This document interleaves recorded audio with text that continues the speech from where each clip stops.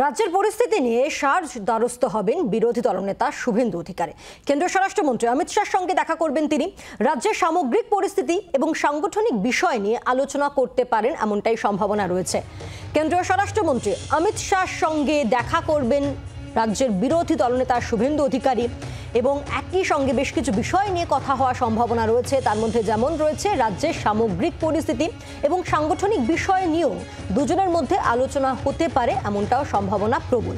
একে রাজ্যের বিভিন্ন বিষয় নিয়ে সরব হচ্ছে বিজেপি, সে চোপড়া হোক কিংবা মাথাভাঙা হোক কিংবা বিভিন্ন জায়গায় এই ছেলেধরা গুজবে যে মারধর বা গণপিটুনি যে অভিযোগগুলো উঠে আসছে সে সব কিছু নিয়ে একদিকে যেমন কেন্দ্রীয় স্বরাষ্ট্রমন্ত্রী অমিত শাহর সঙ্গে কথা বলতে পারেন তিনি, একই সঙ্গে সম্ভাবনা রয়েছে যে সাংগঠনিক বিষয় নিয়েও আলোচনা করতে পারেন বিরোধী দলনেতা শুভেন্দু অধিকারী কেন্দ্রীয় স্বরাষ্ট্রমন্ত্রীর সঙ্গে।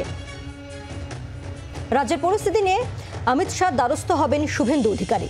কেন্দ্রীয় স্বরাষ্ট্রমন্ত্রী অমিত শাহর সঙ্গে দেখা করবেন বিরোধী দলনেতা। রাজ্যের সামগ্রিক পরিস্থিতির ছবিটা তিনি তুলে ধরতে পারেন, একই সঙ্গে সাংগঠনিক বিষয় নিয়েও আলোচনা হতে পারে তাদের মধ্যে, এই সম্ভাবনা প্রবল রয়েছে।